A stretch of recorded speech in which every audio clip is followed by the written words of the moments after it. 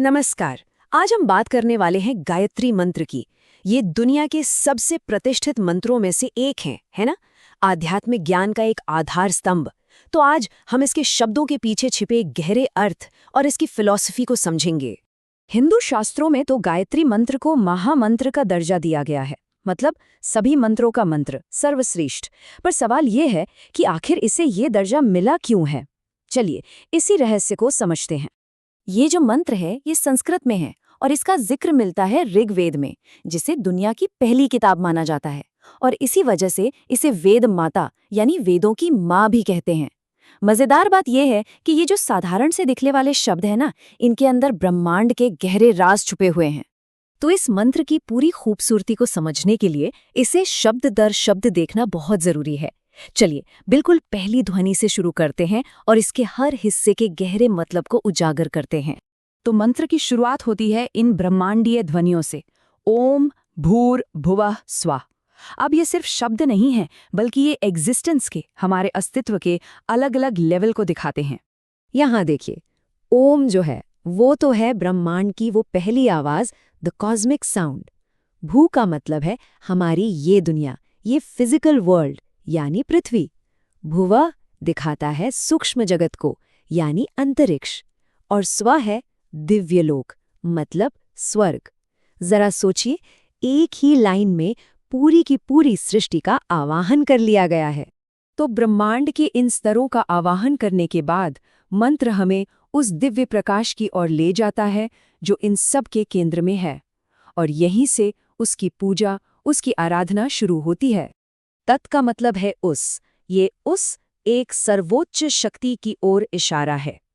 सवितुः का मतलब है प्रकाशमान सूर्य या फिर वो सृष्टिकर्ता, द क्रिएटर।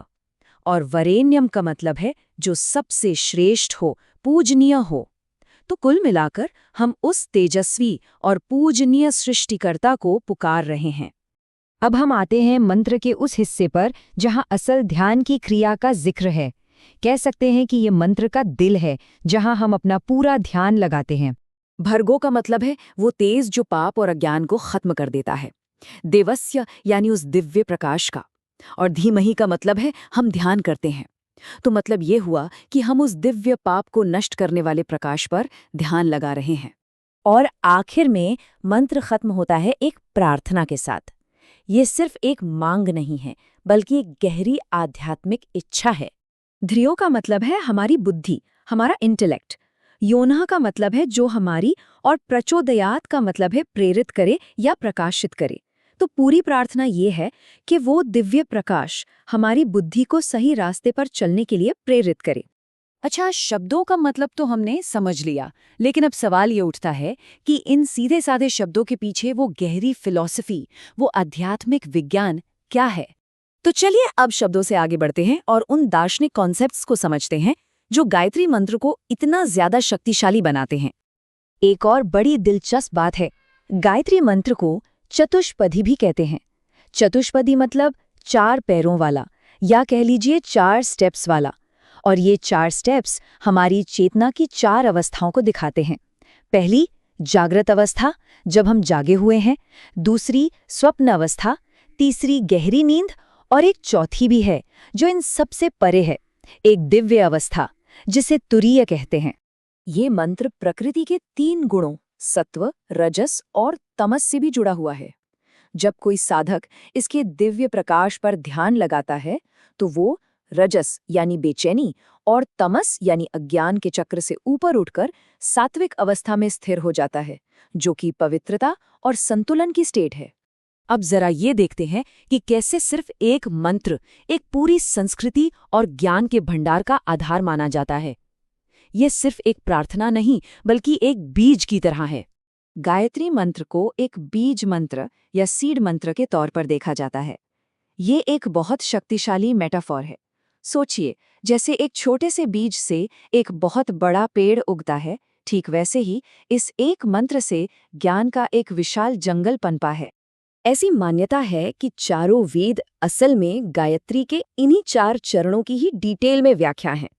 कमाल की बात तो ये है कि रामायण और महाभारत जैसे बड़े बड़े महाकाव्य भी इसके 24 अक्षरों का ही विस्तार माने जाते हैं। ये दिखाता है कि इस एक मंत्र में ज्ञान की कितनी ज्यादा गहराई है। ये भी कहा जाता है कि इस मंत्र के जाप से 3 खास फल मिलते हैं। पहला, अमृत यानी आत्मा की अमरता का एहसास। दूसरा, पारस यानी अपने चरित्र को सोने की तरह बदलने की शक्ति। और तीसरा, कल्पवृक्ष यानी सही इच्छाओं को पूरा करने की क्षमता। ये फल असल में साधना के गहरे आध्यात्मिक नतीजे हैं। तो इन सभी गहराइयों को समझने के बाद चलिए अब हम गायत्री मंत्र के उस सबसे सीधे और शक्तिशाली संदेश पर वापस आते हैं जो हमारी रोजमर्रा की जिंदगी के लिए है। इतनी सारी गहराइयों के बाद भी गायत्री मंत्र का सार बहुत ही सरल है। ये असल में सद्बुद्धि के लिए एक प्रार्थना है, एक ऐसी बुद्धि जो साफ हो, जो सही रास्ते पर चले और जिसे दिव्य प्रकाश से प्रेरणा मिले। आइए इसके गहरे अर्थ को एक बार फिर से महसूस करते हैं। उस प्राण स्वरूप, दुखनाशक, सुख स्वरूप, श्रेष्ठ, तेजस्वी, पापनाशक, देव स्वरूप परमात्मा को हम अपने मन में, अपने आत्मा में धारण करें और वो परमात्मा हमारी बुद्धि को अच्छे रास्ते पर चलने की प्रेरणा दे। और हम आपको बस इसी एक विचार के साथ छोड़े जाते हैं।